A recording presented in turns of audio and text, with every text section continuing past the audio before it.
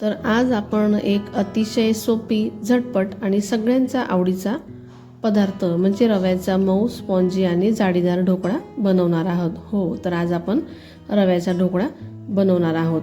अनेक वेळा ढोकळा करताना तो कडक होतो, फुलून येत नाही किंवा योग्य जाडी पडत नाही. पण आजच्या या व्हिडिओमध्ये मी तुम्हाला अगदी परफेक्ट रव्याचा ढोकळा बनवण्याची सोपी पद्धत सांगणार आहे.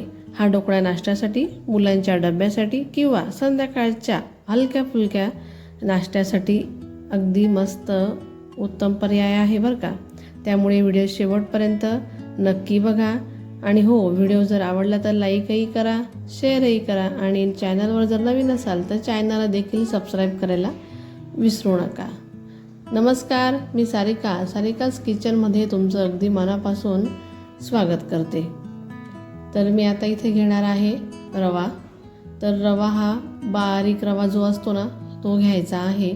जर जाड रवा असेल तर त्याला मिक्सरला तुम्ही फिरवून घेऊ शकतात, पण रवा शक्य तरी बारीकच घ्या. तर 1 कप घेतलेला आहे. हवं तर तुम्ही वाटीचं प्रमाण घेऊ शकतात. त्यानंतर लागणार आहे दही. तर दही मी इथे 1 कप घेतलेली आहे. तर त्यानंतर टाकायचं आहे मीठ हे चवीनुसार टाकून घ्यायचं आहे. त्यानंतर हे सगळं मिश्रण आपल्याला व्यवस्थित मिक्स करून घ्यायचं आहे. रवा आणि दही ही पूर्णपणे व्यवस्थित मिक्स करून घ्या. अजिबात यात रव्याच्या गाठी राहायला नको. त्यामुळे व्यवस्थित चमच्याने हे मिक्स करून घ्यायचं आहे. तर तुम्ही बघू शकतात की कसं ते घट्ट होत चाललेलं आहे. तर दहीवरती तर ते होणार नाही. बघा, आता पूर्ण मिक्स करून झालेलं आहे आणि घट्टही झालेलं आहे. तर यात आपल्याला टाकायचं आहे पाणी. तर मी ते 1/4 कप पाणी घेतलेलं आहे. जर ज्या वाटीने तुम्ही रवा मोजत असणार त्याचा 1/4 भाग तुम्ही यात पाणी टाकू शकतात. तर मी ते इथं 1/4 कप पाणी टाकून घेतलेलं आहे आणि पुन्हा त्याला व्यवस्थित मिक्स करून घेतलेलं आहे. तर आता हे असं व्यवस्थित पूर्ण मिक्स करून झालं की याला आपल्याला झाकून ठेवायचं आहे.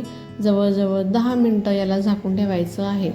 तर बघा, मी याला 10 मिनटं आता झाकून ठेवते. तोपर्यंत रवा झाकून ठेवलेला आहे. तोपर्यंत ज्या भांड्यात तुम्ही बनवणार आहेत त्याला तेल लावून घ्या आणि पाणी गरम करून ठेवा. हे 10 मिनटात सगळं आपल्याला करून घ्यायचं आहे. तर आता 10 मिनटं झालेले आहेत. रवा छान फुलून आलेला आहे आणि अजून तो घट्ट झालेला आहे. तर बघा कसा तो घट्ट झालेला आहे, बरोबर आहे की नाही. तर यात आपल्याला काय टाकायचं आहे, बेकिंग पावडर आणि बेकिंग सोडा. तर हे अर्धा TSP टाकायचं आहे. बेकिंग पावडर अर्धा TSP, बेकिंग सोडा अर्धा TSP हे आपल्याला यात टाकून घ्यायचं आहे. आता पीठ खूप घट्ट होतं, बरोबर. तर त्यात आपल्याला पाणी टाकून घ्यायचं आहे. तर अजून मी 1/4 कप एवढं पाणी घेणार आहे. तर त्यातनं मी थोडंसं साईडला काढणार आहे, पण हे पूर्ण पाणी आपल्याला लागणारच आहे. कारण तो रवा आहे, हळूहळू तो रवा फुलत जातो, घट्ट होत जातो. तर बघा, बेकिंग पावडर अर्धा TSP, बेकिंग सोडा अर्धा TSP हे दोघे टाकून झालेले आहेत. त्यावर पाणी टाकून व्यवस्थित मिक्स करून घ्यायचं आहे. बघा, राहिलेलं पाणी देखील मी टाकून घेतलेलं आहे. तर त्याला पूर्ण असं व्यवस्थित आपल्याला हे मिक्स करून घ्यायचं आहे. बेकिंग पावडर आणि बेकिंग सोडा याच्या गाठी राहायला नको, पूर्णपणे व्यवस्थित मिक्स व्हायला हवं. तर आता इथं मिक्स करून झालेलं आहे. आता तेल टाकून घ्यायचं आहे. तर 2 टेबलस्पून एवढं मी तेल टाकून घेतलेलं आहे. पोह्यांचा जो चमचा आहे तो 2 चमचे टाकून घ्या. तर तेल टाकून झालं की पुन्हा त्याला व्यवस्थित आपल्याला मिक्स करून घ्यायचं आहे. तर अशा पद्धतीने व्यवस्थित पटापट आपल्याला ही स्टेप करायची आहे. मिक्स करून घ्यायचं आहे. आणि आपण ज्यात खमण बनवणार आहोत, ज्यात तुम्ही खमण बनवणार आहात त्यात हे पटकन बॅटर आपल्याला टाकून घ्यायचं आहे.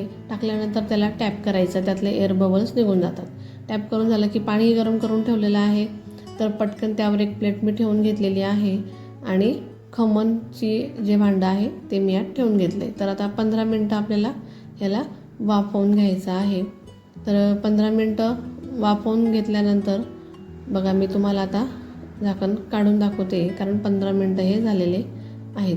तर बघा, कसले सुंदर खमण तयार झालेले आहेत. त्याच्या त्या वाफेमुळे दिसत नव्हतं. तर आता बघा, मी त्याला आता बाहेर काढून घेते.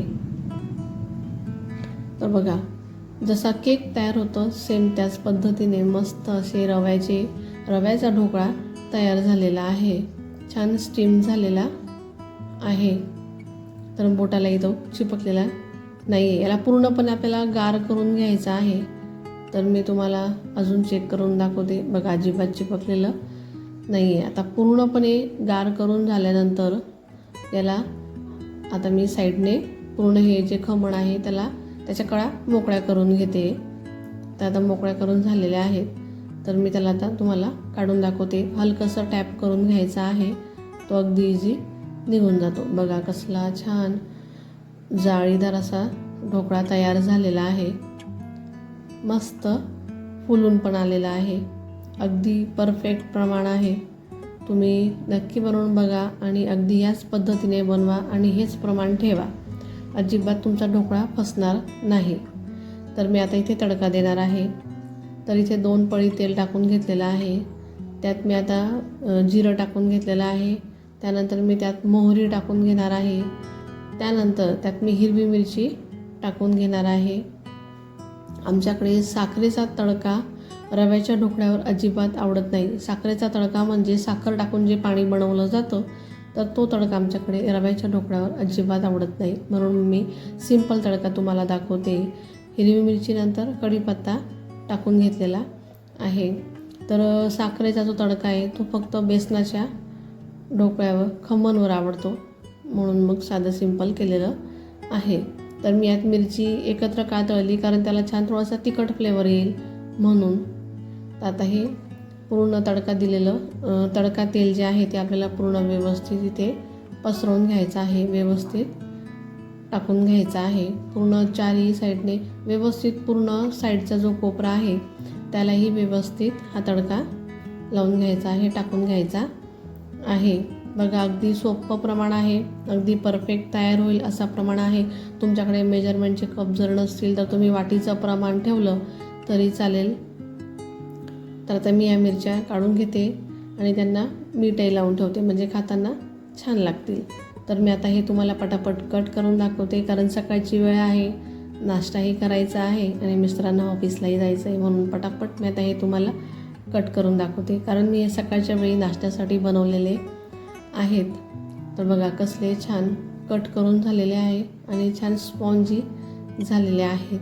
अगदी इझी कट होत आहेत. सुरीला अजिबात चिपकलेलं नाही आहे.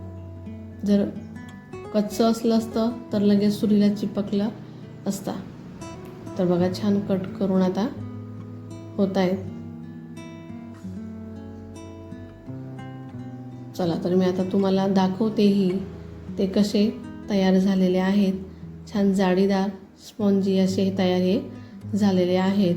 बघा, आता सुंदर असे कट करून झालेले आहेत. बघताच क्षणी असे तोंडाला पाणी सुटेल असे खमण तयार झालेले आहेत. त्यावर छान अशी कोथिंबीर आपल्याला टाकून घ्यायची आहे. तर तुम्ही सुद्धा नक्की ट्राय करा.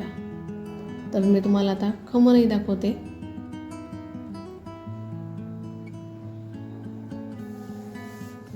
तर बघा, खमण छान जाडीदार असा तयार झालेला आहे, अजिबात कच्चा नाही आहे. तर अजून एक मी पीस तुम्हाला दाखवते. बघा, कसला सुंदर जाडीदार ढोकळा तयार झालेला आहे. रव्याचा ढोकळा तयार झालेला आहे. तर तुम्ही देखील नक्की ट्राय करा रव्याचा ढोकळा. भेटूया पुढच्या रेसिपीसोबत. तोपर्यंत धन्यवाद. आणि हो, पुन्हा एकदा सांगते, व्हिडिओ आवडली असेल तर व्हिडिओला लाईक करा, शेअर करा आणि चॅनलवर जर नवीन असाल तर प्लीज चॅनलला देखील नक्की सबस्क्राईब करा. भेटूया पुढच्या व्हिडिओमध्ये.